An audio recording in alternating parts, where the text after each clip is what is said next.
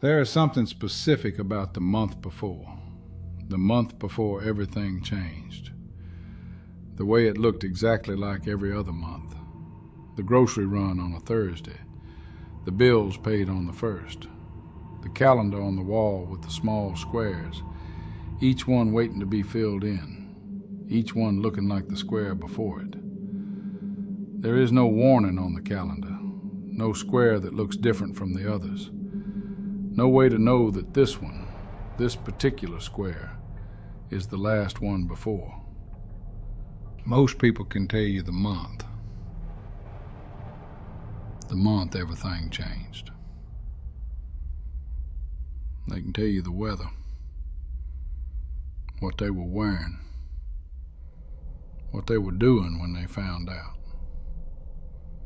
They cannot tell you what they were doing the week before, because the week before was ordinary.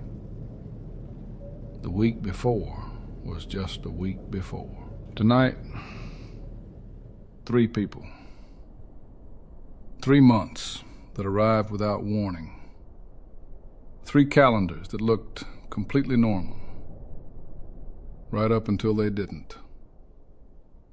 The first one is June, the last Thursday of June. 4:18 in the afternoon. The windows were open. Something was cooking in the slow cooker. She was filling out a form for her youngest's graduation. Her name was Christina. She was 46. He was a firefighter. She almost didn't answer the phone. She still thinks about that. The almost. A man's voice, official, careful with the words he chose. The kind of careful that tells you something before the words do. She told herself there had been a mistake. She told herself that men like her husband don't die on a Thursday afternoon when there is something cooking in the slow cooker and a form on the table with the date still wet. He did. A car ran a red light. That is the entire sentence. The slow cooker was still running when she hung up the phone. She remembers that specifically. The orange light on the side, still on. She had set it at 7 a.m. that morning. She had been thinking about whether to make rice or pasta to go with it. That was the last ordinary thought she had. Rice or pasta. She hung up the phone and stood in the kitchen. She remembers the form on the table. His name in the parent field. Her handwriting. She had written his name. She sat down. She picked up the pen. She put it down. The graduation was in 3 weeks. She had always been the one to fill out the forms. He had always been the one to know the numbers. That division had worked for 27 years. She just hadn't known it was a division until she was the only one left. The plan was 27 years in the making. The house paid off in 2015. No debt. Life insurance through his employer. A personal policy on top. A conversation on the back porch the previous autumn. He had a beer, she had tea. The yard was going gold. He said, "When she graduates, we should finally sit down and figure out the investments. We keep saying we'll do it.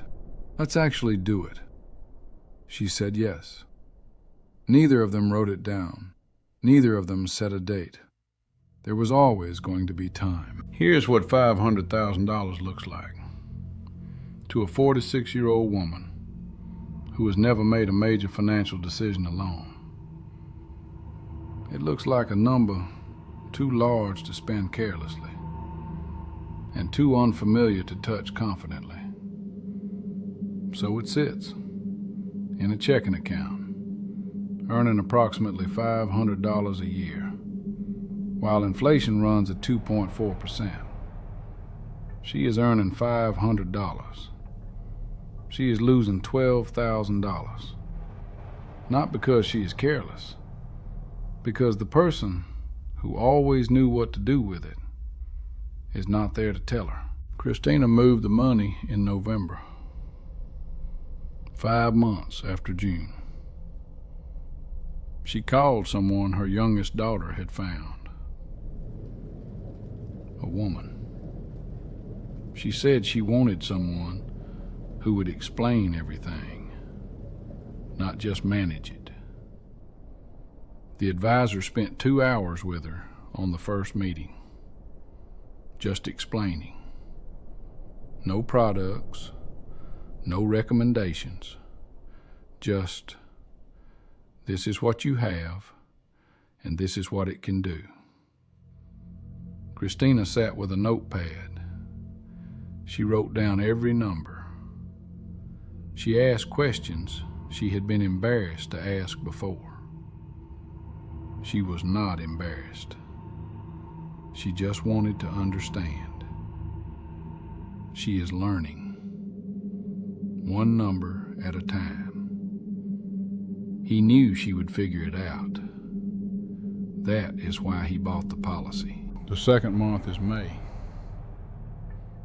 A different year. A different kind of ending.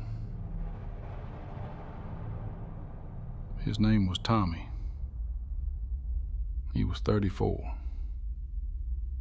He had been the top salesman at his company for 3 years running. His income the previous year was $212,000. He had a number. It was a Tuesday in May, 9:31 in the morning. He was at his desk. His manager called him in. The company was restructuring. His entire division was being dissolved, effective immediately. He walked out of the building at 10:15 with a box and a severance letter. He sat in the car for 22 minutes.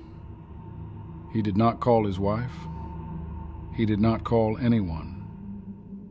He just sat there. He remembers thinking he needed to have a plan before he called anyone. He remembers thinking the plan would come if he sat there long enough. The plan did not come. He drove home. He put the box on the kitchen table. His wife looked at it. He told her. She was quiet for a moment. Then she asked what they were going to do about the mortgage. He said he didn't know yet. She said, okay. She went to make lunch. He sat at the table with the box. The mortgage was $3,400 a month. The cars were $1,100 a month combined. The lifestyle had been built for $212,000 a year. The severance was $45,000. 4 months of runway if they changed nothing. Less if they couldn't. Here's what happens to identity when the number disappears. Tommy did not lose a job. He lost the story he told about himself. The number was not income. It was evidence. Evidence that the path he had chosen was correct, that the sacrifice was worth it. $212,000 was not a salary. It was a verdict. And then the verdict was overturned. Not because of anything he did wrong, because a company restructured, because someone in a room he had never been in decided that his role no longer existed. He found a new job in September. $140,000. A good job. A stable company. He is good at what he does. But September was 4 months after May.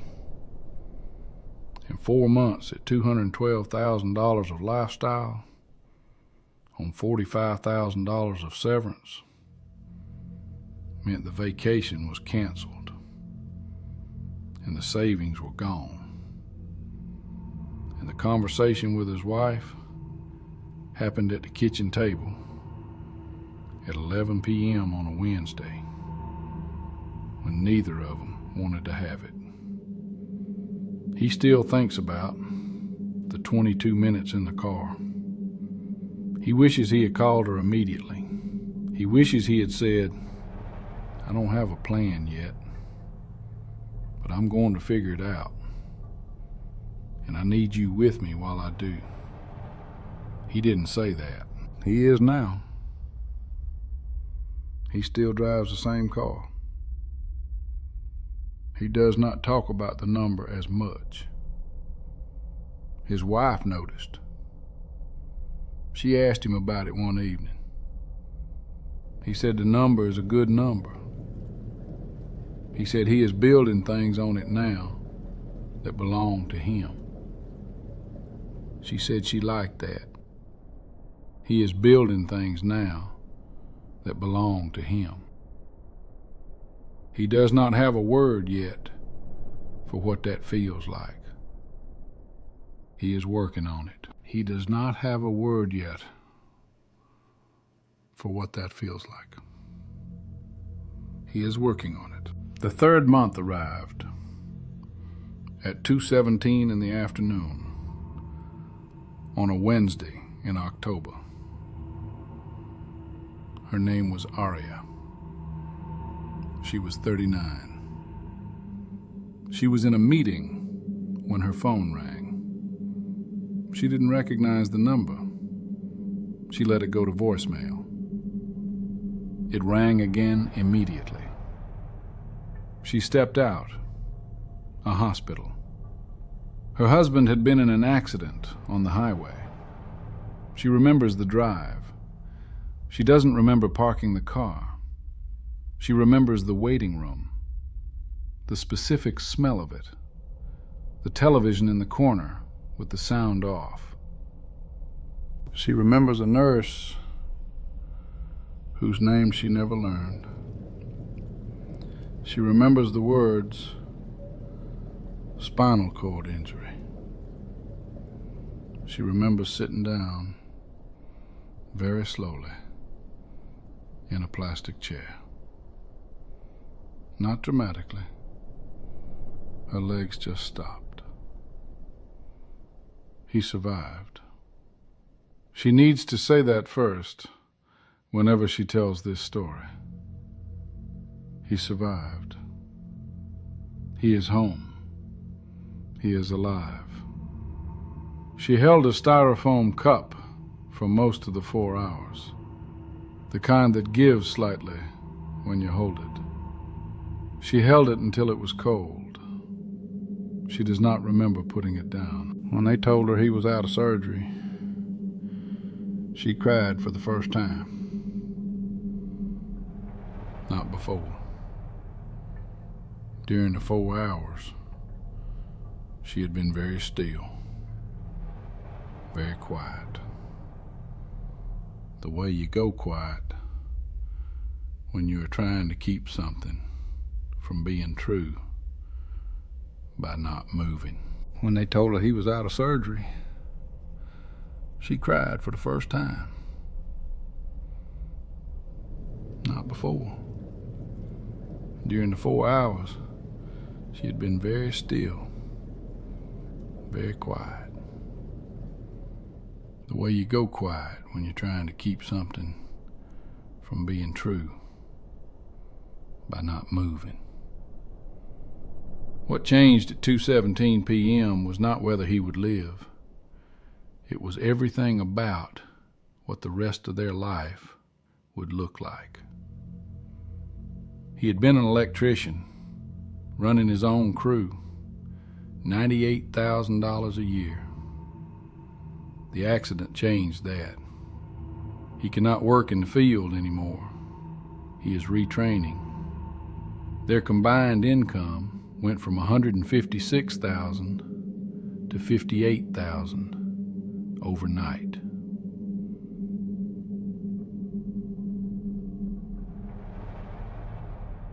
Not because of a bad decision. Not because of anything either of them did. Because a car merged without looking on a highway at 2:17 p.m. on a Wednesday in October. Here is what a 62% income reduction looks like in a household that was not built for it. The mortgage stays the same. The car payments stay the same. The insurance goes up because of the medical claims. The grocery bill goes up because someone is home for every meal. The fixed costs do not know what happened at 2:17 p.m. They just arrive on the first of the month, the same as always. She took on a second job. She does not say this dramatically. She just says it the way you say things that had to be done. She took on a second job. She works Tuesday and Thursday evenings. She works Saturday mornings. She is building a business on the side. She says they are going to be okay. She says it the way people say things they need to keep being true. They are going to be okay. She is building the emergency fund back. $2,400 so far. $400 every month. She knows exactly what month she is aiming for. The month when the number reaches $39,000. 3 months of expenses. Liquid. In an account that earns something. She does not know what will happen after that. She just knows what she is building toward. 1 month at a time. She does not know what will happen after that. She just knows what she is building toward. 1 month at a time. 3 people. 3 months. June, May, October. None of them saw it coming. All of them had plans that didn't include it. The month before Christina's June was an ordinary May. The month before Tommy's May was an ordinary April. The month before Aria's October was an ordinary September. Ordinary months. Grocery runs. Bills paid on the first. Calendars with small squares, each one looking like the square before it. There's a month somewhere on a calendar that has your name on it. You don't know which month it is yet. You won't know until it arrives. What you can do is decide right now what that month will find when it gets here. Whether it will find a system with slack or a system that breaks when one thing changes. Whether it will find a plan that was built for 2 people or a plan that was quietly updated to work for 1. Whether it will find a number that has been sitting in a checking account for a year, or a number that has been working every month since you moved it. The month is coming. You don't know your month yet.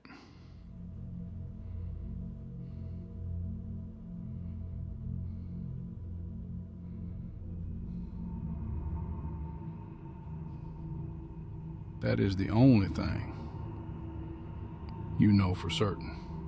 You don't know your month yet.